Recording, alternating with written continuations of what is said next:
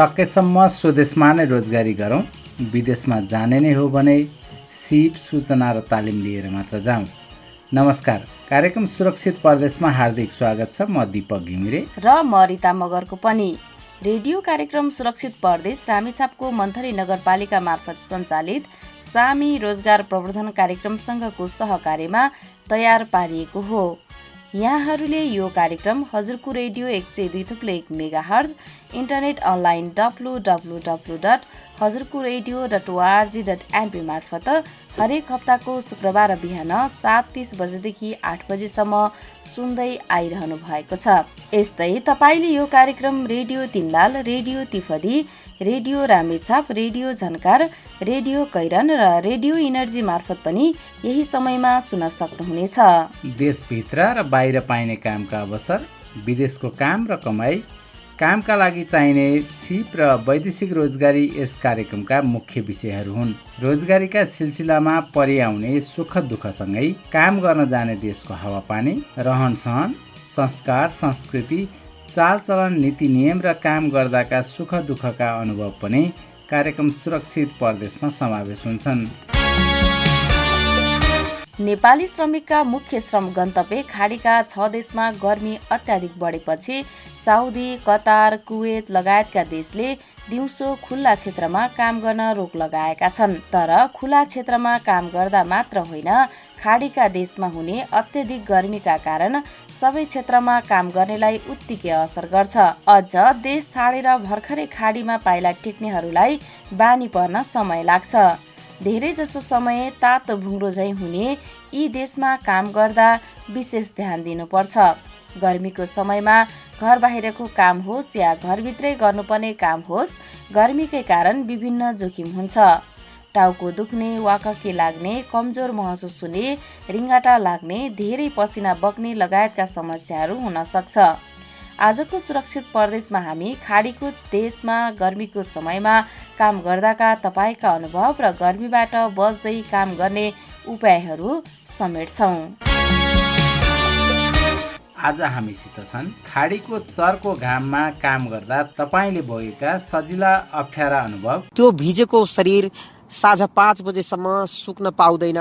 कपडाहरू, जुत्ता, मोजाहरू भित्र इन्फेक्सन भइसकेको हुन्छ। खाडीको चर्को घाममा काम गर्दा र आराम गर्दा 24 घण्टा ध्यान दिनुपर्ने कुराहरू बारे कतारमा काम गरेर देश फर्केपछि श्रमिक सञ्जालमा सक्रिय महेश्वर नेपालको सुझाव के छ र भनेर चाहिँ हामी अलिकति हेलचेक्राइ गर्छौँ। त्यो हेलचेक्राइले चाहिँ हामीलाई ठुलो दुर्घटना चाहिँ हुन्छ। अनि व्यवसायजन्य सुरक्षा र यसको महत्त्वबारे व्यवसायजन्य सुरक्षा तथा स्वास्थ्य केन्द्रका प्रमुख उमेश यादवसित कुराकानी गरेका छौँ। उद्योग मात्रै नभएर अरू पनि सेक्टर पनि उत्तिकै प्रभावित छन्। यसलाई चाहिँ अब डाइभर्सिफाई गरेर केन्द्रले चाहिँ अरू पनि सेक्टर समेट्नुपर्छ भनेर प्लानहरू चाहिँ ल्याएको छ। अब आजको कार्यक्रमको मुख्य विषयको मेलो थालौ। खाडीका देशमा आजकल सामान्यतया 45 डिग्री सेल्सियस भन्दा माथि छ तापक्रम। दिउँसोको समयमा त कहिलेकाहीँ 50 डिग्रीसम्म पुग्छ। नेपालबाट काम गर्न पहिलो पटक खाडी पुग्नेहरू जहाजबाट ओर्लदा तातो भुङ्रोमा टेकेको अनुभव गर्छन्। खाडीमा अत्याधिक गर्मी बढेपछि आउँदो सेप्टेम्बर महिनासम्मका लागि Saudi Arabia, Qatar, Kuwait, Oman लगायतका देशले मध्य घाममा खुल्ला क्षेत्रमा काम गर्न प्रतिबन्ध लगाएका छन्। अत्याधिक गर्मीबाट हुन सक्ने जोखिमबाट बचाउन यी नियम लागू गरिएका भए पनि कतिपय कम्पनीले भने श्रमिकलाई जबरजस्ती काममा लगाइरहेका हुन्छन्।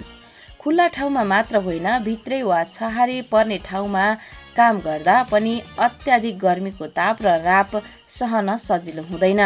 त्यसमाथि खलखली पसिना बगेको बेला समेत कतिपयले कामको प्रकृतिका कारण बेलामा पानी पिउन समेत पाउँदैनन्। सुनौ खाडीमा कार्यरत श्रमिकका अनुभव समेटेर तयार पारिएको यो सामग्री। बिहान हामी जब ड्युटीका लागि निस्किन्छौँ 4 साढे 4 बजेतिर तापक्रम त्यति बेला पुगिसकेको हुन्छ 42 देखि 45 डिग्रीसम्म। हामी जब साइडमा पुग्छौँ आधा घण्टाको अन्तरालपछि हाम्रो शरीर पसिनाले निथुक्क भिजिसकेको हुन्छ।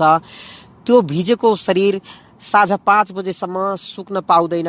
कपडाहरू, जुत्ता, मोजाहरू भित्र इन्फेक्सन भइसकेको हुन्छ, कसैको खुट्टा चाहिँ सडिसकेको हुन्छ, त्यो चाहिँ पसिनाले चाहिँ त्यो पीडा बोकेर पनि हामी 8 घण्टा 10 घण्टा ड्युटी अथवा काम गर्दछौँ। उहाँ हुनुहुन्थ्यो रूपन्देहीका राजेश कहार।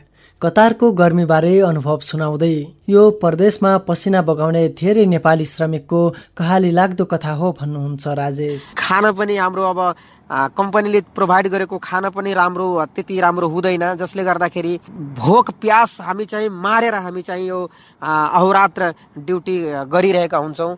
धेरै बाधा अवरोधहरू हुन्छन्, मान्छे लडेका हुन्छन् यो गर्मीमा, यो पसिनामा मान्छे ढलिसकेको हुन्छ, बेहोस भएर बेहोसीको हालतमा मान्छे, कोही मान्छे यस्तो हुन्छन् कि त्यो फेन्ट भएर ढल्ने क्रममा मान्छेको ज्यानै जाने अवस्था चाहिँ सिर्जना भएको हुन्छ अथवा ज्यानै पनि गएका छन्, देखिएकै छ आँखाले। सबैको काम गर्ने ठाउँ एउटै हुँदैन।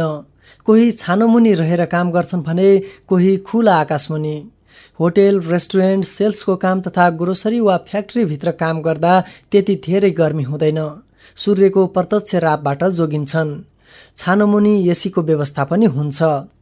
तर खुला आकाशमुनि कन्स्ट्रक्सनको काम गर्दा आँखा खोल्नै नसक्ने गरी पोल्छ। खाडीका देशमा धेरै नेपाली श्रमिक निर्माणको काममा छन्। गगनचुम्बी भवन बनाउन दिनभरिको गर्मीमा खटिएका हुन्छन्। टाउकैमाथि उदाइरहेको देखिन्छ सूर्य। यति गर्मी हुन्छ कि पसिना भुइँमा झर्नै नपाई शरीरमै बिलाउँछ। यस्तो हुँदा शरीरमा पानीको मात्राको कमी पर्न जान्छ। यस्तो अवस्थामा सकेसम्म पर्याप्त पानी पिउनुपर्ने बताउनुहुन्छ विगत 4 वर्षदेखि युएईमा कार्यरत दिपेन्द्र लौडारी। गर्मीमा पसिनाहरू चाहिँ बढी निस्कने हुनाले शरीरमा पानीको कमी हुने हुँदा हामीले चाहिँ पिसाबको कलर हेरेर यदि बढी नै पिसाब पयालो छ भने पानी पनि बढाएर नै हामीले सेवन गर्ने गर्छौँ। र अर्को नम्बरमा भनेको पसिना सँगसँगै हाम्रो शरीरमा चाहिँ चिनी र चाहिँ नुनको पनि मात्रा बाहिरिने हुँदाखेरि त्यो हुने कमीलाई चाहिँ नियन्त्रण गर्नको लागि हामीले काम गर्ने ठाउँमा चाहिँ ओआरएस वितरण गरिएको हुन्छ र त्यो ओआरएसलाई चाहिँ हामीले पानीमा मिसाएर पिउने गर्छौँ। भनिन्छ खाडीमा गर्मीको बेला आकाशबाट चरा खस्छन्। आकाशबाट चरा खस्ने गर्मीमा काम गर्ने श्रमिकहरूको अवस्था कस्तो होला? त्यो पनि गगनचुम्बी अग्ला भवनमा सूर्यसँग पौठेजोरी खेल्दै। लाखौं नेपाली श्रमिक त्यही उड्दै गरेका चरा खसाउने खाडीको गर्मीमा पसिनाको अहाल खेल्दै मेहनत गर्छन्। बाध्यताले आराम भन्दैन। त्यही बाध्यताको पसिनामा नुहाउँदा नुहाउँदै उमेर नपुग्दै कपाल खुइलिन्छ। कति मृगौला र मुटुका बिरामी भएर फर्किन्छन्। यस्तो अवस्थामा आफूले सकेर मिले जति स्वास्थ्यमा ध्यान दिँदा यस्ता समस्या निम्तिनबाट जोगिन्छ। विगत 15 वर्षदेखि साउदीमा कार्यरत रमेश सिटौला यस्तो बताउनुहुन्छ।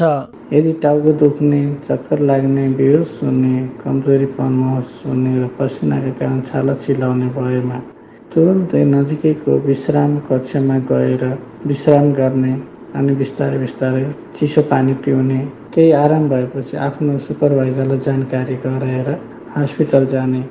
गर्मीका कारण हामीमा छालाको एलर्जी पनि देखिन सक्छ। यस्तो बेला हामीले बाहिर काम गर्न जाने बेला, हामी बाहिर निस्किने बेलामा शरीर ढाक्ने खालको कपडा लाउने र अनुहार हात केलाउँदै हामीले सनस्क्रिनको प्रयोग गर्नाले एलर्जीबाट बच्न सकिन्छ। नेपालको पहाडी क्षेत्रमा त दिउँसो टन्टलापुर घाम लाग्दा बारीमा गएका खेताला किसान छाहारीमा सुस्ताउँछन्। यहाँ गर्मी भयो भने धाराको चिसो कलकल पानी पिउन पाइन्छ। तर खाडीमा न प्यास मेटाउन मुहानको चिसो पानी पाइन्छ न त शीतलमा बस्न छहारी नै। युएईको दुबईबाट अर्जुन सेन्चुरी उज्यालोको फेसबुक पेजमा लेख्नुहुन्छ, यहाँको गर्मीबारे भन्नुपर्दा साह्रै मन दुख्छ। शरीर कमजोर हुन्छ। त्यसैमाथि गाली सुन्नुपर्छ। परदेशमा पैसा कमाउन कहाँ सजिलो छ र हजुर? अर्जुनले भोगेको समस्या आम श्रमिकको प्रतिनिधि समस्या हो। कम्पनीमा सुपरभाइजर वा म्यानेजर हुन्छन्। उनीहरूकै आदेशमा चल्नुपर्छ श्रमिकले। सुन्नुभयो खाडीका देशमा कार्यरत श्रमिकहरूका अनुभव। नेपालको भन्दा फरक हावापानी छ खाडीका देशमा। डाँडाकाँडा र हरियाली भएको देशबाट गएकाहरूलाई मरुभूमिको तातो हावामा भिज्न सहज हुँदैन। धेरैजसो कम्पनीले गर्नुपर्ने काम गर्ने तरिका, काम गर्दा अपनाउनु पर्ने सुरक्षाका उपायहरू सहितका कुराहरू सिकाएपछि मात्र काममा लगाउँछन्। कम्पनीले सुरक्षा हेर्न छुट्टै अधिकारीको व्यवस्था पनि गरेका हुन्छन्। तर खुल्ला र निर्माण क्षेत्रमा काम गर्नेहरूलाई 45-50 डिग्री तापक्रम सहेर काम गर्दा पानी बिनाको माछा जस्तै तडपनु पर्छ। काम गर्दा मात्रै होइन, कोठामा बस्दा होस् या राति सुत्दा पनि विशेष सावधानी अपनाउनु पर्छ। कहिलेकाहीँ ससाना कुरामा ध्यान नदिँदा कतिपयले दुवै मृगौला गुमाउनु परेको छ त कतिपय दीर्घरोगी भएका छन्। बेलुका सुतेका कतिपय बिहान नबिउजिएका घटनाहरू पनि थुप्रै छन्। त्यसैले खाडीको गर्मीमा काम गर्दा विशेष के कस्ता कुरामा ध्यान दिनु पर्ला त? सुनौ। कतारमा काम गरेर फर्किएपछि अहिले श्रमिक सञ्जालमा आबद्ध महेश्वर नेपालका आफ्नै अनुभव र सुझावहरू। म सर्वप्रथम 2009 को जुलाईमा कतार गएको थिएँ। त्यतिखेर त्यो कतारमा चाहिँ जब म प्लेनबाट बाहिर निस्केँ त्यसपछि एकदमै तातो हावा अनि त्यसपछि मलाई त्यो के गनाए जस्तो फिल भयो। त्यो चाहिँ 3 दिनसम्म भयो क्या। अधिकांशलाई गर्मी समयमा जाने साथीहरूलाई चाहिँ यो महसुस गर्नुहुन्छ। टाढा गएको भोलिपल्टैदेखि काममा लगाइहाल्छ भन्ने पनि हुँदैन। कम्पनीले आफ्ना केही कुराहरू चाहिँ प्रक्रियाहरू पुरा गर्छ, त्यसपछि चाहिँ काममा लैजाने हो। उसलाई अब तालिमहरूको व्यवस्था, सेफ्टी सेक्युरिटीका कुराहरू सिकाएपछि चाहिँ कुन सेक्टरमा काममा लगाउने हो, त्यसरी पनि लिएर गएपछि चाहिँ त्यो वातावरणमा एडजस्ट हुन्छ मान्छेहरू। सबैको काम चाहिँ घरभित्र एसीभित्र हुन्छ भन्ने छैन नि त। अब बाहिर खुल्ला ठाउँमा काम भयो भने चाहिँ त्यस्तो ठाउँमा चर्को घाम मुनि काम गर्दाखेरि चाहिँ विशेष के कुरामा ध्यान दिनुपर्छ? हल्का कपडा लगाउने, हलुका खालको त्यस्तो ठाउँमा काम गर्ने मान्छेहरूले अनि सेफ्टी प्रोटोकलहरू हुन्छ ठुल्ठुलो कम्पनीहरूले अनि कन्स्ट्रक्सन लाइनमा चाहिँ त्यो सेफ्टी प्रोटोकलहरू चाहिँ प्रपर रूपमा चाहिँ फलो गर्नुपर्ने हुन्छ।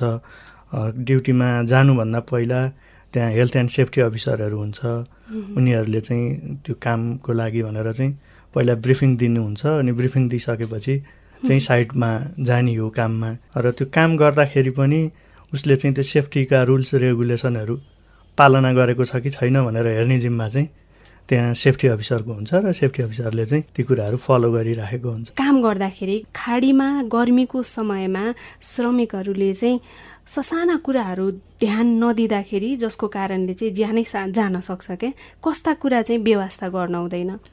पहिलो कुरो आफू के काम गर्दैछु होइन, अनि त्यो काम गर्दाखेरि अपनाउनु पर्ने सेफ्टीका कुराहरू चाहिँ अपनाउनु पर्छ।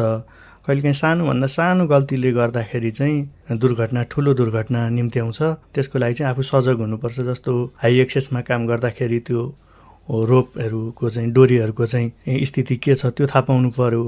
अनि स्काफोल्डिङमा काम गर्दाखेरि त्यो स्काफोल्डिङको त्यो बिमहरू, त्यो डन्डीहरू चाहिँ प्रपर रूपमा चाहिँ त्यो जोडिएको छ कि छैन त्यो हेर्नु पर्यो। अनि त्यसमा लगाइएको फ्ल्यागहरू चाहिँ त्यो हुन्छ फलेकहरू, त्यो त्यसको स्थिति के छ त्यो पनि बुझेर चाहिँ काम गर्नुपर्ने हुन्छ। किनभने गर्मी हुन्छ, तातो हावा चल्न सक्छ, ह्युमिडिटी हुन्छ, जसको कारण चाहिँ हामीलाई चक्कर आउन सक्छ होइन। के छ र भनेर चाहिँ हामी अलिकति हेलचेक्राइ गर्छौँ। त्यो हेलचेक्राइले चाहिँ हामीलाई ठुलो दुर्घटना चाहिँ हुन्छ। तपाईँ आफै पनि कतारमा बस्नुभयो होइन, त्यो एकदमै धेरै तापक्रम एकदम बढेको बेलामा चाहिँ आफ्नो शरीरमा चाहिँ कस्तो खालको अनुभव भयो भन्ने चाहिँ अलिकति सतर्क हुने, डक्टरकोमा जाने तपाईँको आफ्नो अनुभवका आधारमा सुझाव केही छन्? गर्मीको बेलामा हामीले चाहिँ पानी चाहिँ प्रशस्त रूपमा चाहिँ पानी पिउनु पर्ने हुन्छ। बाहिर काम गर्दै गर्दा त्यो हाम्रो शरीर कतिचोटि पसिनाले भिज्छ र कतिचोटि सुक्छ भन्ने नै थाहा हुन्न। तसर्थ पानीको चाहिँ एकदमै कमी हुन्छ। पानी चाहिँ प्रशस्त रूपमा चाहिँ पानी पिउनु पर्यो। अनि त्यसपछि काम गर्दाखेरि अब हामी डाइरेक्ट घाम पर्ने ठाउँमा काम गर्दैछौँ भने चाहिँ आराम गर्दै काम गर्दै गर्नुपर्ने हुन्छ। अहिले खाडीको देशहरूमा त्यहाँको सरकारले पनि गर्मी हुने समय भएको हुनाले चाहिँ कुनै देशहरूमा चाहिँ बिहान 10 बजेदेखि 3 बजेसम्म, कुनैमा 12 बजेदेखि 4 बजेसम्म यस्तो समयहरू तोकिदिएको छ। त्यो समयमा चाहिँ काम गराउँदैनन् अनि त्यो समयमा चाहिँ ब्रेक टाइम दिन्छ। र कतिपय कम्पनीहरूको चाहिँ के हुन्छ भने त्यो ब्रेक टाइममा पनि अब कहाँ गएर रेस्ट गर्ने, खुल्लै ठाउँ हुन्छ, बन्दै गरेको कन्स्ट्रक्सन छ भने चाहिँ अब त्यो बन्दै गरेको कन्स्ट्रक्सनको कुनै त्यो छाया पर्ने ठाउँमा चाहिँ गएर रेस्ट गरिराखेका श्रमिक साथीहरू, कतिपय साथीहरू खजुरको बोटमुनि चाहिँ शीतल तापेर बस्नुभएको साथीहरू देखेको छु होइन। अनि त्यसपछि अब आफ्नो शरीरमा अब पिसाबको रङ कस्तो छ त्यो पनि आफूले चाहिँ चेक गरिराख्नुपर्ने हुन्छ बेला बेलामा। अनि अब नाथ्री फुट्ने, अनि त्यसपछि चक्कर आउने जस्ता समस्याहरू हुन्छ। यो अनि एलर्जी पनि हुनसक्छ कतिपय साथीहरूलाई। यो अवस्थामा चाहिँ अब त्यहाँको सेफ्टी अफिसरलाई आफ्नो समस्याहरू सुनाउने र त्यो सुनाउने अनि उसले चाहिँ केही आइडियाहरू सेयर गरिदिन्छ अनि त्यसको फलो गर्ने। त्यति गर्दाखेरि पनि भएन भने चाहिँ अब यो के भएको हो, शरीरमा चाहिँ अब मिनरल्सको कमी भएको हो कि के हो, डक्टरलाई देखाएर चाहिँ अब उसले के सजेसन गर्छ त्यही अनुसार चाहिँ अगाडि बढ्नुपर्छ। काम गरेर कोठामा आइसके पछाडिको कुरा गरौँ न। दिनभरि चर्को घाममा काम गरेको हुन्छ, अब क्याम्पमा आइसके पछाडि चाहिँ के कुरामा ध्यान दिने? कोठामा पनि त ध्यान दिनु त पक्कै पर्छ होला। पर्छ नै, किन के हुन्छ भने जस्तो हामी बिहान अब अहिले यो गर्मीको सिजनमा बिहान चाहिँ 3 बजे उठेर ड्युटी जाने साथीहरू धेरै हुनुहुन्छ। 3 बजे उठेर 4 बजेदेखि चाहिँ 10 बजेसम्म ड्युटी हुन्छ। त्यसपछि 10 बजेदेखि 2-3 बजेसम्म ब्रेक हुन्छ अनि 3 बजेदेखि 4-5-6 बजेसम्म 7 बजेसम्म चाहिँ साइडमा काम गर्ने साथीहरू धेरै हुनुहुन्छ। अनि उहाँहरूले के गर्नुहुन्छ भने एसी चाहिँ रुमको एसी खुल्ला छोडेर जानुहुन्छ। पानी चाहिँ यो जारमा अथवा बाल्टिनमा भरेर चाहिँ रुमभित्र राखेर जानुहुन्छ। पानी चाहिँ त्यो त्यसरी चाहिँ किन राख्नुहुन्छ भन्दा ड्युटीबाट फर्केर आएपछि चिसो पानीले चाहिँ नुहाउन पाइन्छ भनेर चाहिँ चिसो पानी चाहिँ त्यो जारमा राखेर जानुहुन्छ। बेलुका फर्केर आउँदा त्यो पानी चिसो भइराखेको हुन्छ र त्यो चिसो पानीले नुहाउने गर्नुहुन्छ साथीहरूले। एक्कासी चिसो पानीले ननुहाउने, आउने बित्तिकै केही समय रेस्ट गर्ने, त्यसपछि त्यो एसीको रुम पनि एकदमै चिसो बनाएर छोडेर जानुभएको हुन्छ। रुमको टेम्परेचर पनि चिसो नबनाउने, आफ्नो शरीरलाई चाहिँ एडजस्ट हुँदै गर्दाखेरि चाहिँ त्यो शरीरले चाहिँ माग्छ आफ्नो तापक्रम त्यही अनुसार चाहिँ आफूले चाहिँ त्यो एसी रुमको एसी पनि त्यही अनुसार मेन्टेन गर्नुपर्ने हुन्छ होइन। यी कुराहरू चाहिँ अलिकति फलो गर्नुपर्छ। अर्को कुरा चाहिँ खानपानमा माछा मासु धेरै नखाने, अनि गर्मी हुने चिजहरू मसलादार खानेकुराहरू चाहिँ धेरै नखाने, सकेसम्म पानी धेरै पिउने, अनि त्यसपछि झोलिलो पदार्थ चाहिँ खाने। तरकारीहरूमा पनि अब गेडागुडीहरू हुन्छ होइन, यस्तो तरकारीहरू हरियो सागपातहरू चाहिँ अलिकति धेरै खाने। खानपानमा पनि हाम्रो चाहिँ ध्यान पुगेको हुँदैन क्या। त्यो बिहान ड्युटी जानुपर्ने हुन्छ, अघिल्लो दिन पकाएको खाना कतिपय साथीहरूले आफैले पकाउनु पर्ने हुन्छ, कतिपयको मेस हुन्छ। त्यो मेसमा अथवा आफैले पकाएको खाना चाहिँ भोलिपल्ट 12-1 बजे खानको लागि चाहिँ अघिल्लै दिन चाहिँ हामीले बनाएर डब्बामा राखेर चाहिँ लिएर जानुपर्छ। कतिपय साथीहरूको त कम्पनीले त्यो खाना खाने टाइममा लिएर पनि गइदिन्छ, सजिलै हुन्छ। नत्र प्रायःको चाहिँ के हुन्छ भने आफैले चाहिँ त्यो टिफिन बक्समा हाल्ने र लिएर जाने गर्छौँ, लन्च बक्समा हालेर। अनि उहाँ लिएर गइसकेपछि राख्ने ठाउँ चाहिँ हुँदैन, गर्मी ठाउँमा राख्नुपर्ने हुन्छ। अब त्यो गर्मीमा अघिल्लो दिन पकाएको खाना अब चाहिँ 4 बजे उठेर चाहिँ त्यो झोलामा बोकेर हिँडेको खाना चाहिँ 12 बजे अथवा 1 बजे खाँदाखेरि चाहिँ त्यो खानेकुरा चाहिँ एकदम बिग्रिसकेको पनि हुनसक्छ।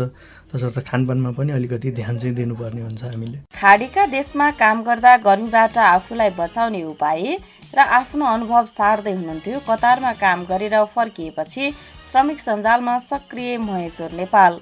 व्यवसायजन्य सुरक्षा र यसको महत्त्वबारे एकैछिनमा कुराकानी गर्नेछौँ। सुरक्षित परदेश सुन्दै गर्नुहोला। तपाईँ अहिले रामेछापको मन्थली नगरपालिका मार्फत सञ्चालित सामी रोजगार प्रवर्धन कार्यक्रमसँगको सहकार्यमा तयार पारिएको रेडियो कार्यक्रम सुरक्षित परदेश सुन्दै हुनुहुन्छ। यस कार्यक्रममा हामी परदेश जाँदाका सजिला, अप्ठ्यारा र स्वदेशमै पाइने कामका अवसरका कुरा गर्छौँ। विदेश जानु अघि नै सही सूचना र जानकारी लिएर जाँदा परदेशको काम र कमाई सुरक्षित हुन्छ।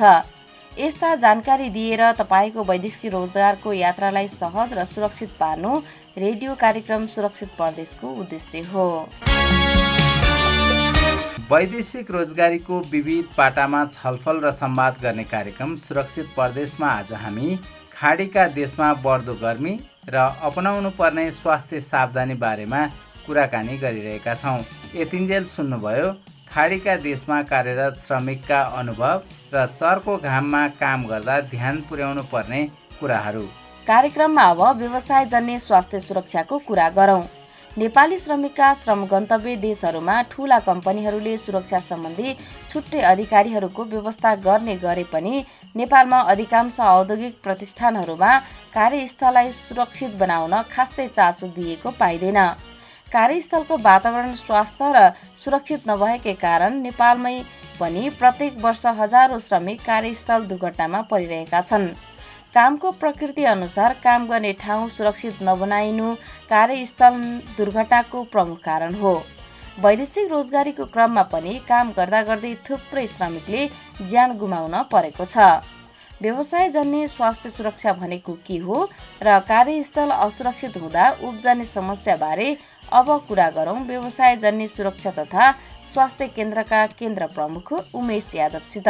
व्यवसायजन्य सुरक्षा तथा स्वास्थ्य भनेको अब परिभाषामा जानुभन्दा अगाडि म तपाईँलाई थोरै त्यसको ब्याकग्राउन्डबाट मैले जोड्न चाहेँ। के हुन्छ भने युएनको right to safety and health at work भनेको 1948मा र त्यसपछि द युनाइटेड नेसन्सको international convention on economic social and cultural right र 1976मै पनि आर्टिकलमा बकाइदा व्यवसायजन्य सुरक्षा तथा स्वास्थ्यको कुरा जोडेर आयो। अब यीलाई जोडेर हेर्नु भने जुनै पनि जहाँ श्रमिक सम्बन्ध छन्, जहाँ कुनै अकुपेसनमा जसले केही काम गर्छ भने त्यहाँबाट उत्सर्जन हुने हानि गर्न सक्ने तत्त्वहरू पक्कै पनि उत्सर्जन भइरहेको हुन्छ भने तिनीहरूको पूर्वानुमान गर्ने, पहिचान गर्ने र त्यसलाई कसरी व्यवस्थापन गर्ने जसले चाहिँ मानव स्वास्थ्यमा चाहिँ प्रतिकूल प्रभाव पार्न नसकोस् भनेर ती ओभरअलमा जे व्यवस्थापन गरिन्छ मानवलाई, कामदारले बचाउनलाई, त्यसलाई नै अकुपेसनल सेफ्टी एन्ड हेल्थ अथवा व्यवसायजन्य सुरक्षा तथा स्वास्थ्य भनिन्छ। कामको साथसाथै मान्छे जुन भौतिक अवस्थामा जुनै जस्तो तपाईँ एउटा कार्यस्थलमा प्रवेश गर्नुहुन्छ भने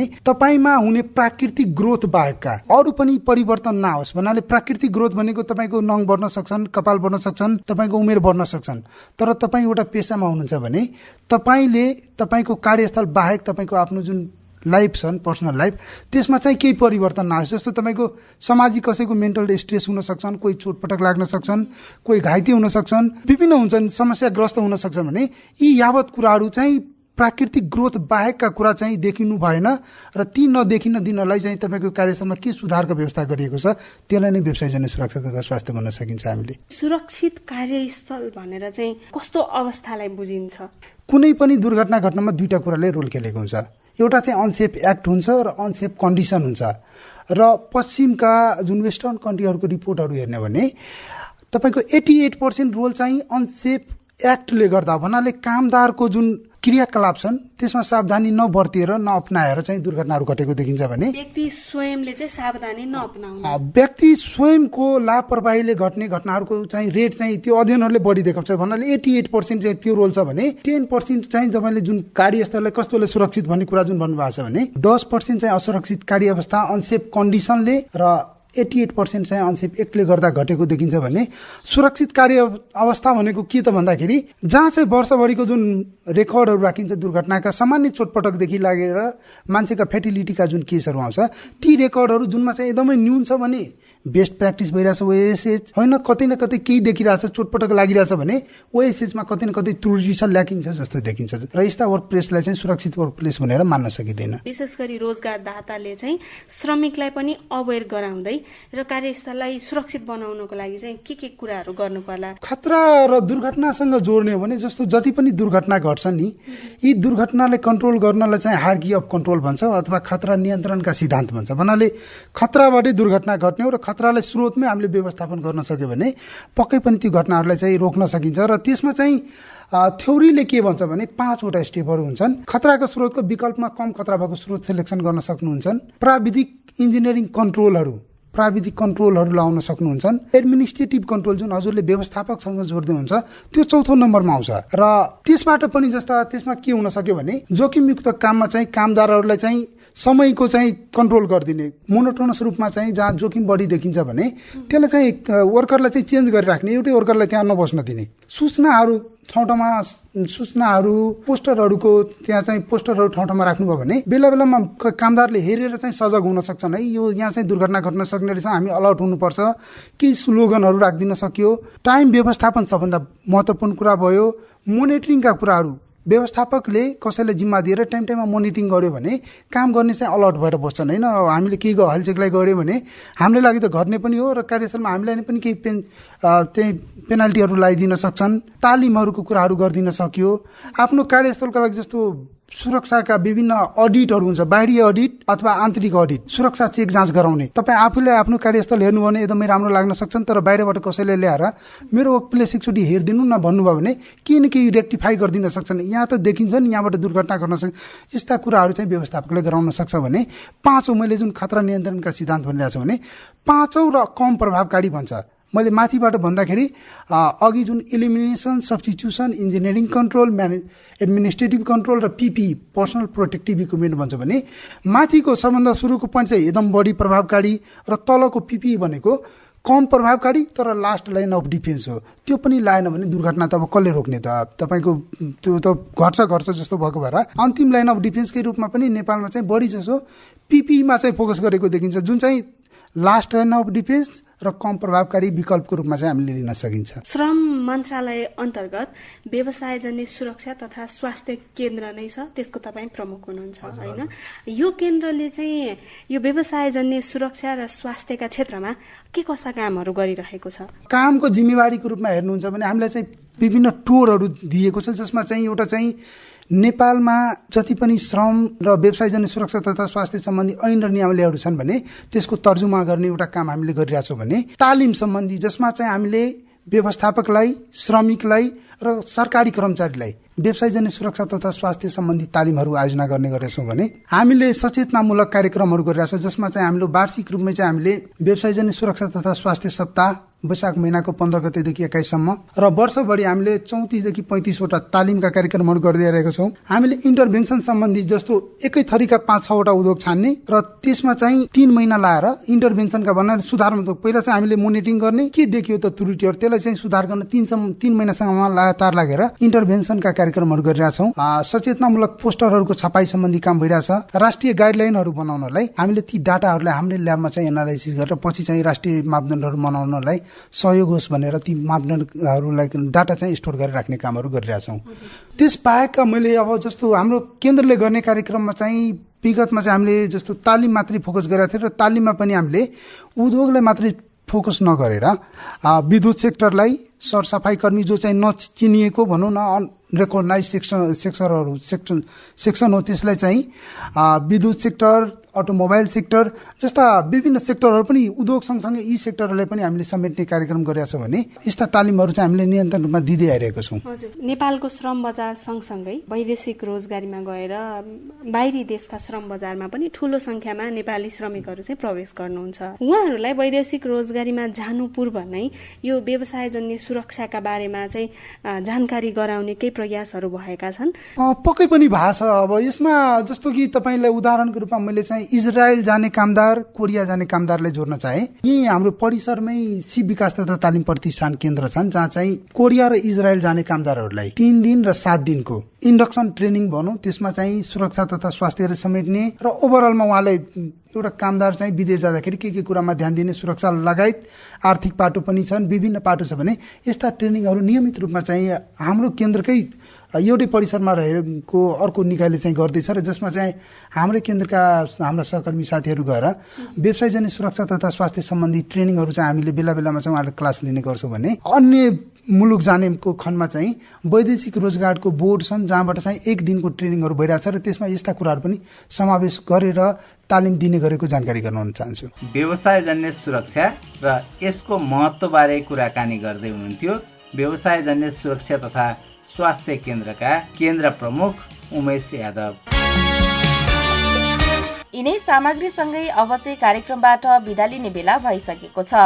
तपाईलाई कार्यक्रम सुरक्षित परदेश कस्तो लाग्दैछ? आफ्ना विचार अनि सल्लाह सुझाव लेख्नुहोस् है। तपाईको वरिपरि भइरहेका वैदेशिक रोजगारीसँग सम्बन्धित विषय तथा घटनाहरूका बारेमा पनि तपाईँ हामीलाई जानकारी दिन सक्नुहुन्छ।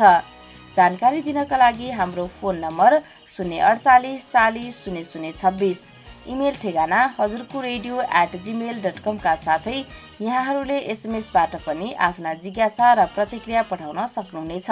त्यसको लागि मोबाइलको मेसेज बक्समा गएर SKR टाइप गरी एक स्पेस दिएर SK लेखेर आफ्ना प्रतिक्रिया, जिज्ञासा र नाम ठेगाना लेखेर 31001 मा एसएमएस पठाउन सक्नुहुनेछ। हस् त, आजका लागि कार्यक्रम सुरक्षित परदेशको समय सकियो। धन्यवाद तपाईलाई यति बेलासम्म कार्यक्रम सुन्नुभएकोमा।